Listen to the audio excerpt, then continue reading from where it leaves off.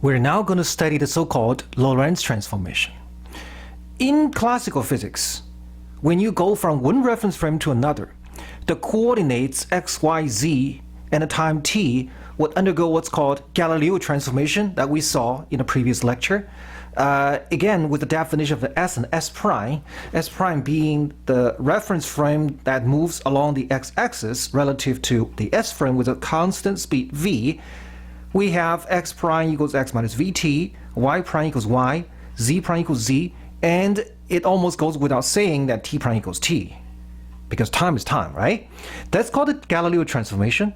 Now, we saw that the Galileo transformation cannot possibly be right because it conflicts with the fact that the speed of light in vacuum cannot be different in different reference frames. Okay, if you follow this transformation, you find the speed of anything, including light, will be different in the S and S prime point of view.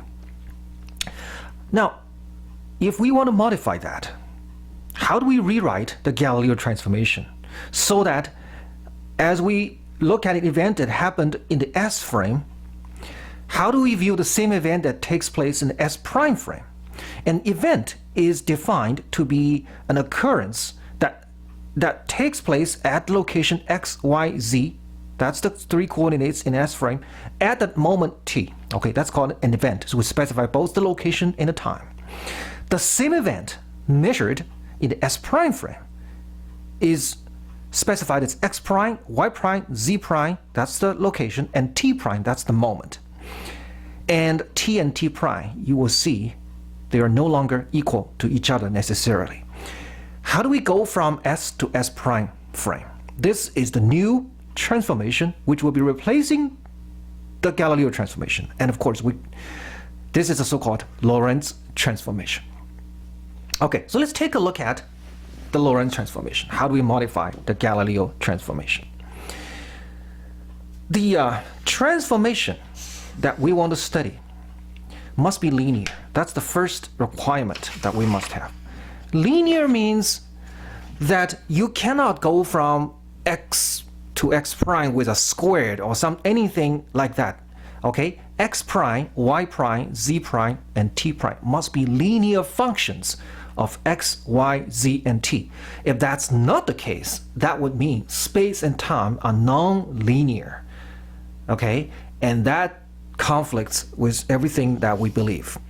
And therefore, we shouldn't expect things like x squared or anything like that. So it's a linear function. And the approach that we want to take, it is not 100% rigorous, the most general derivation, but we're going to make it relatively simple, and we're going to highlight the requirement which forced us to go from the Galileo transformation to the Lorentz transformation. And that requirement is that the speed of light must be the same in both reference frames. Okay, let's look for what's called the simplest possibility. How do we make that requirement valid, okay, while changing as little as possible? Well, rewrite the original Galileo transformation, x minus vt, y prime equals y, z prime equals z, and then t prime equals, well, we're going to leave this for a moment, okay? What I want to do is, okay, I know that x prime, y prime, z prime, t prime, they're all linear functions of the previous variables, and the S prime frame does not move along the y and z axis, okay? So let's leave y prime, z prime as they are, just like y and z. That's as simple as they get, right?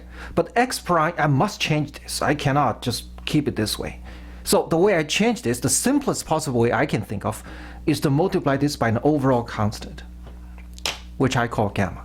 Okay, I don't know what gamma is. Well, if you learned gamma before, it's not necessarily the same. We're going to derive gamma from here, from scratch here. Okay, this is as simple as it gets. If you don't have that gamma here, everything will be just the same as before. That's not possible. And as far as t prime equals t, you will learn in a minute that's not true. I don't know what it is. Let's put a question mark here. Okay, let's put a question mark here. And what I want to do is I want to derive the expression for gamma and derive the expression for t prime to see whether with a proper choice of gamma I can actually preserve the constancy of the speed of light. Now, let's go back to this diagram here. Let's look at an event that has to do with light, okay? Because we want to preserve the constancy of the speed of light. So assume that at t equal to 0, I shoot a beam of light from the origin of the coordinate system, okay? And in fact, at that moment, both s and s prime start from the same location. O and O prime are actually the same point at that moment. And at that moment, I shoot a beam of light. This beam of light then propagates in all directions. With what speed? With the speed of c. Okay, this is measured in the s frame. In particular, it travels along the x-axis with a speed c, and therefore a time t later, what is the location in the front of this light wave? That would be x equals ct, right? X equals ct. Now, the fact that x equals ct means this is a phenomenon that travels with the speed of light, so it is really a beam of light. But remember, according to the second postulate of Einstein, if we're looking at a beam of light, the speed of that beam has to be c, whether you're measuring it in s or s prime frame. So therefore, in the s prime frame, the same beam of light, okay, the same beam of light must travel at exactly the same speed c, starting from the origin. So after a time t, where is the wavefront now? The wavefront, according to the s prime frame, is c times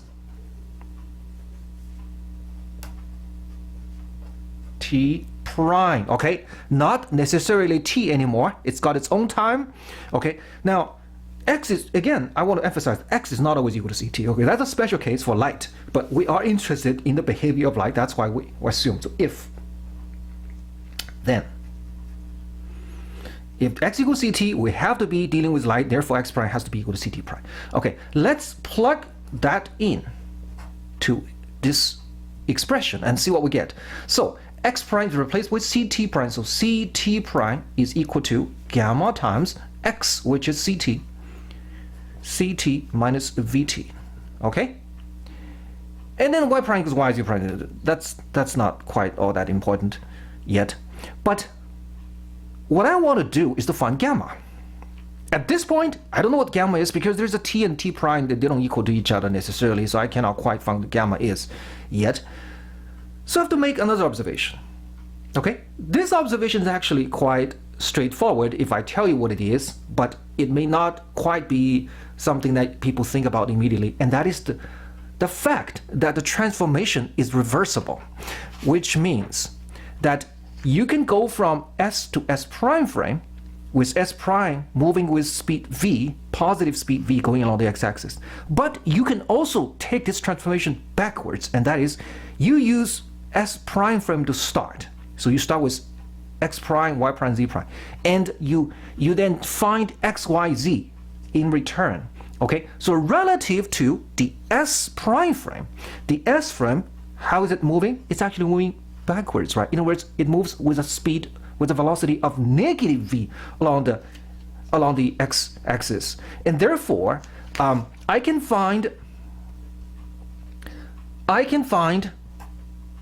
the reverse transformation. Instead of x prime, y prime, z prime, t prime, I write x, y, z, and t, and the same gamma factor, but the only thing I have to do is to change, besides changing x, exchanging x and x prime, I have to change v to what? To negative v, right? So plus v and t prime, not t, okay? Y prime, y equals y prime, z equals z prime, and t equals God knows what. Okay, I don't care about those three.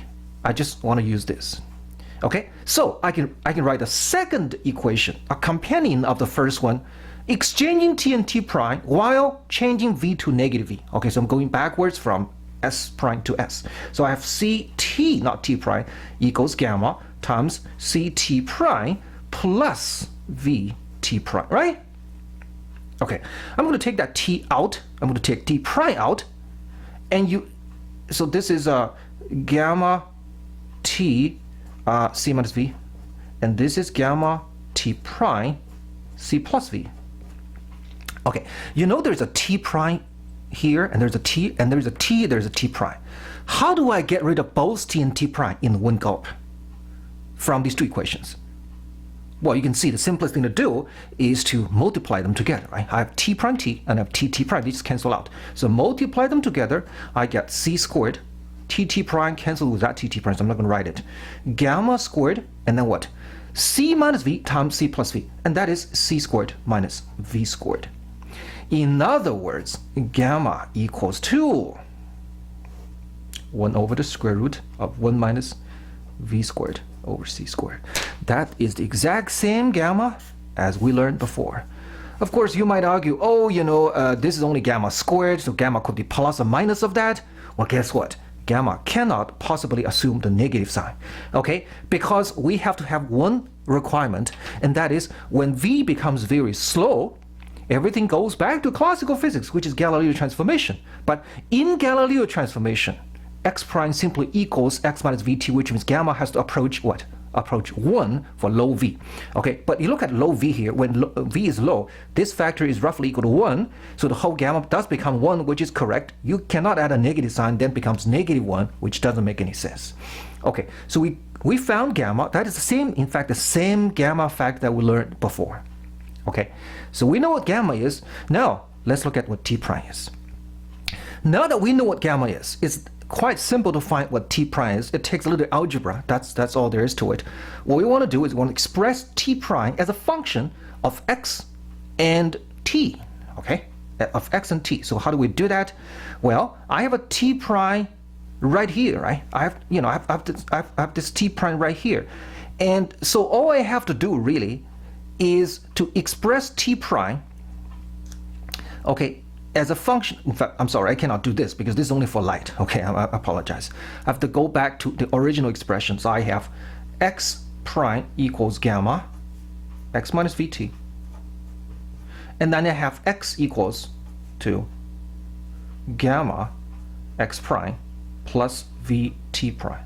Okay, now remember, my job is to find an expression for t prime as a function of x and t, okay, in the S frame, right? So I do not want x prime to be present anymore. I want x to be present and I want t to be present.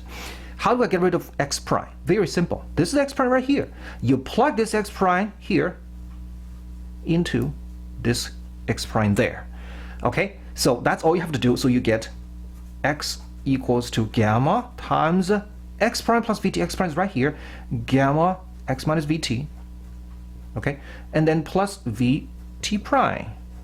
You see, I have x, I have t, and I have t prime. All I have to do now is to solve t prime. Okay, this is simple enough to do. And the result is t prime equals gamma t minus vx over c squared. Another stunning result. This tells us indeed the two reference frames will not agree on the same time measurement. The measurement is t in S frame.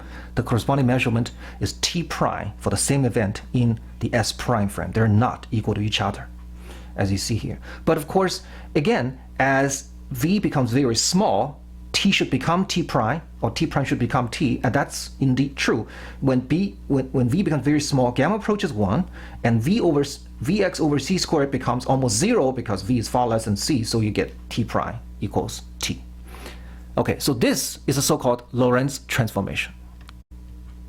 So let's review the result we got for the Lorentz transformation. X prime equals gamma times x minus vt, y prime equals y, z prime equals z, and t prime equals this. There are two primary differences between the Lorentz and the Galileo transformations. One is there's a gamma factor, and the other is t prime and t. The times are not equal in different reference frames. Gamma is the same gamma factor, and we introduce another symbol called beta.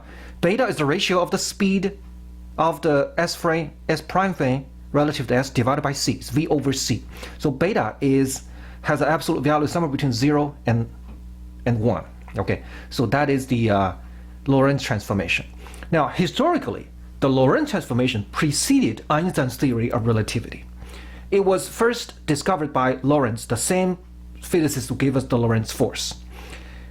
Lorentz produced this result without any knowledge of relativity. So how did he do that? Well, he didn't start out from the requirement for the constancy of the speed of light and so on. Rather, what he did he was bothered by the fact that the Maxwell's equations look different in the S and S prime frame. And he didn't like that. He wanted to preserve the formats of the Maxwell's equations in both reference frames. And he said, okay, if there's a magical way for the space and time transformation to look like that between S and S prime, then the Maxwell's equation will look the same in both reference frames. But he was very doubtful about what this meant because, like time is different. That doesn't mean anything. It didn't really mean anything. So he found that transformation as a mathematical requirement for the Maxwell's equations to hold the same form in both reference frames without understanding the physics behind it. Okay, it was Albert Einstein who understood what the true meaning of that was. Of course, the Maxwell's equation have to look the same in S prime frame because that is part of his first postulating. All principles of physics, which of course include the Maxwell's equations, must look the same in different inertial frames of reference. Okay, and in order to make that happen, you have to preserve the constancy of speed of light, and that is where the Lorentz transformation comes in. Okay, so now with this new weapon that we have, the Lorentz transformation, we can solve a whole lot more problems in special relativity. In particular, we're going to start by revisiting the three classic examples that we learned before, prior to the knowledge of Lorentz transformation: time dilation, length contraction, and simultaneity. We're going to look at these three classic examples from the Lorentz transformation point of view. Okay, so the first example, of course, is time dilation. We learned before that time dilation means that if you look at the time interval delta t between two events, okay, the shortest time interval is called the proper time interval, delta tp, and delta tp is defined to be the time interval measured in the reference frame in which these two events took place at the same location. Okay, this is called proper time. Now, we learned that delta Tp equals delta T divided by gamma, or delta T equals delta Tp times gamma. So, if you look at the same time interval from any other reference frame instead of the proper reference frame, you always find the time takes longer for the event to accomplish. That is time dilation. How do we get the same result using the Lorentz transformation? Well, in fact, we don't have to use that astronaut, flying using a light beam type of thing. We can get the result much easier. Okay, we're looking for the time interval between two events. So I have T1 and T2.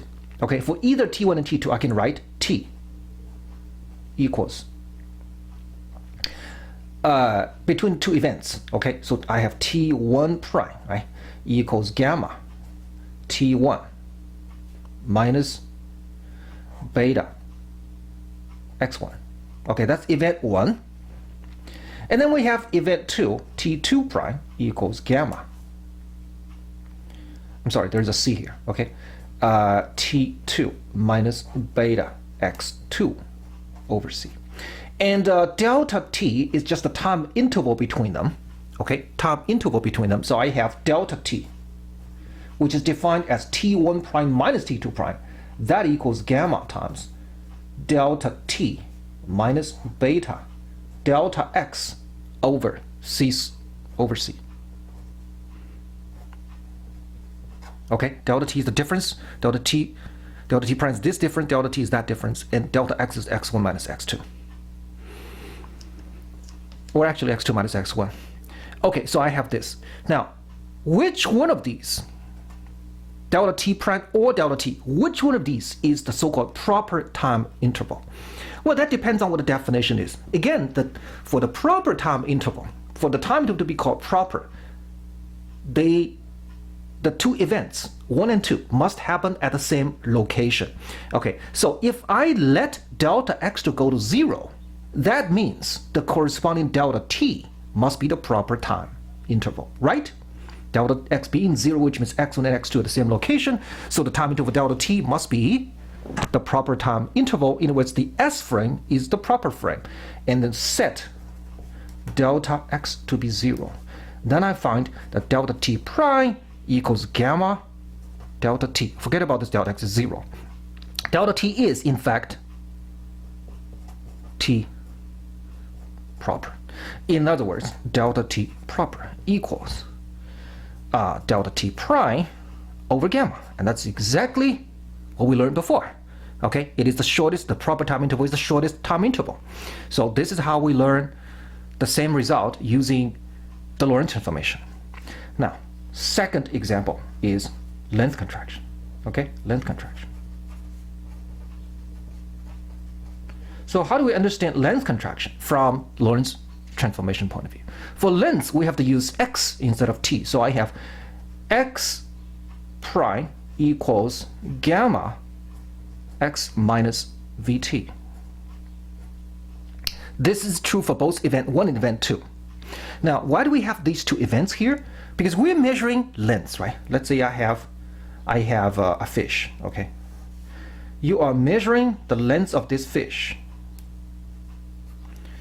Now, here's the thing. If the fish is not swimming, it's a stationary object, then I can take a ruler and read the location, read the coordinate of the head of the fish, okay? That is called event 2. And then read the tail, we call it event 1. I don't have to read them simultaneously, do I? Because the fish is dead, it's not moving, right? I can read this, and then I can read that later or backwards, whatever. Then I find the length to be x2 minus x1, right? That's delta x. This is called proper length by definition, because the proper length is measured when the object being measured is not moving. Okay? But what if I'm measuring the fish while it is moving? If the fish is swimming, can you measure the head first and wait for 10 seconds and measure the tail? Of course you cannot, because by the time you measure the location of the tail, the fish is already there, right? Somewhere else. So you have to measure the fish's head and tail simultaneously. Okay, so you have to make sure that if you are not measuring it in its proper frame when the fish is not moving, you have to measure the fish's head and tail simultaneously. So let's assume that the S frame is the frame in which the fish is swimming, and S prime frame is the proper frame in which the fish is not moving. Then as you measure, as you find delta x in the S frame. Remember, in the S frame, I said the fish is swimming. What is the corresponding T1 and T2 measurements? They must be the same, right? You have to measure it simultaneously. In other words, delta T has to be 0. Okay, so I write the first event, that's the measurement of the tail in the S frame, and the second event, the measurement of the head, which is measured to be x2, and T2. I can again find delta x prime equals gamma by difference delta x minus v delta t. But since, like I said before, I am measuring it not in its proper frame, I have to make sure delta t equals 0. Otherwise, I'm not doing the correct measurement. Okay, so you set delta t equal to 0. What do I get? I get delta x prime. This delta x prime is the measurement of the length of the fish in the S frame. In the S frame, however, it is not swimming, so it's the proper length, L, we're talking about. Okay? And what is that equal to? Well, that equals to gamma times delta x. Delta x is its length when it's measured in the S frame. When that's not the proper frame, we just call it L. And that tells us that the proper length is the longest length. In other words, if you measure the fish when the fish is not swimming, you find the fish length to be the longest.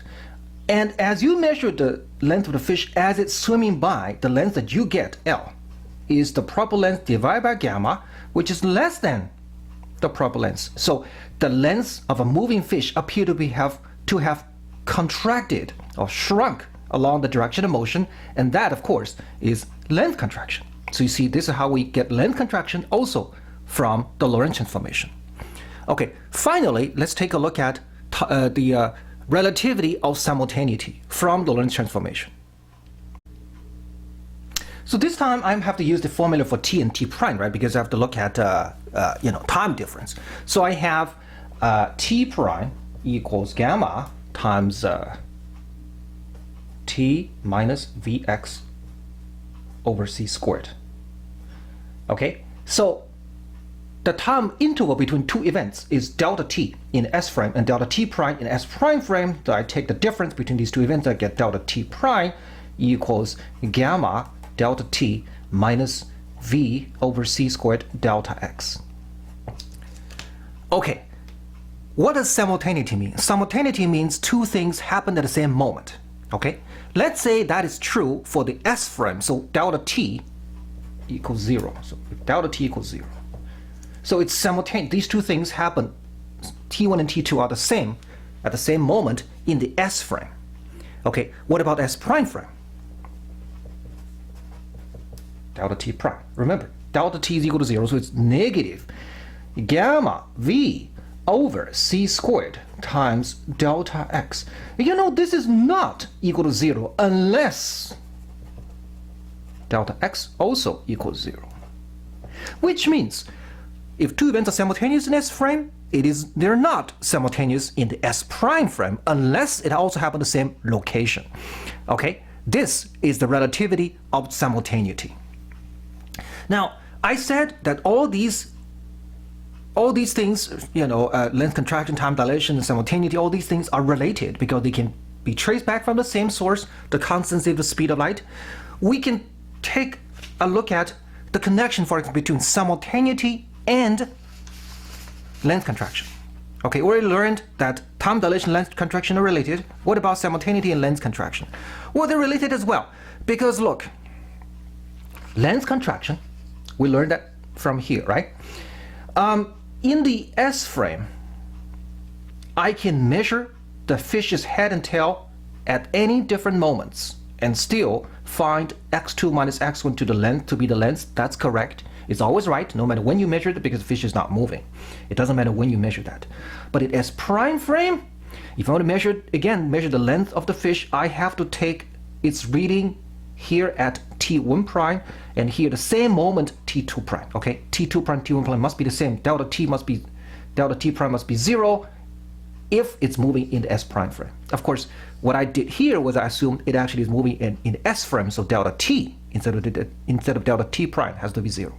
Now, what I want to try to get is we try to understand how come S and S prime frame, these two observers do not agree on the length of the fish. Okay, again, for specific purposes, let's say the fish is swimming in the S frame.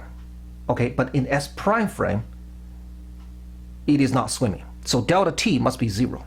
If the person in S frame want to make a correct measurement of its length, he has to make sure that delta t equal to 0. The measurement of fish's head and tail must happen simultaneously.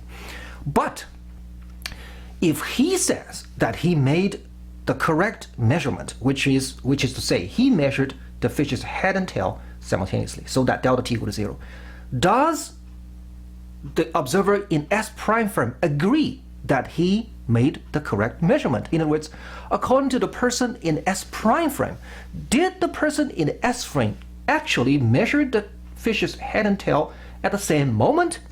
Well, you can see clearly that's not the case, because look, delta t equal to 0. So in the S frame, these two measurements were took place at the same time, right?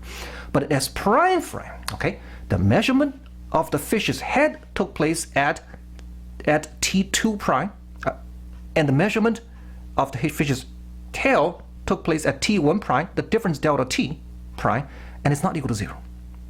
Unless delta x equal to 0, which means unless the fish has no length.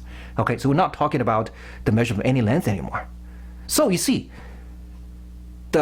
you can blame the fact that the two observers do not agree on the length measurement of the fish on the fact that they do not agree that the measurement taken by the person in S frame were simultaneous. Okay? If it's simultaneous in S frame, it does not simultaneous in S prime frame. No wonder the person in the S prime frame says, no, no, no, you did something wrong. He tells the person in S frame, you did not measure the fish's head and tail simultaneously, therefore your result is wrong, it doesn't agree with mine. Of course, the person in S frame only begs to disagree, right? Because he says, look, according to me, I did the proper thing at delta t is equal to 0. They just cannot agree on simultaneity. So again, simultaneity and length contraction, they are also related events. But you know, all these strange things will disappear when V is far less than C. Clearly, if beta is far less than 1, beta is V over C, then, and gamma of course approaches 1, so gamma V over C squared would approach 0, absolute value. And therefore, delta T prime would approach 0 as well, which means the simultaneity become absolute, okay, if we look at low speed. So you see, all these relativistic effects are only significant for high-speed motion. Otherwise, everything go back to Galileo transformation. Okay, now, we learned how to convert from one reference frame to another. But one thing remains very important, and that is, how do you transfer velocities from one frame to another?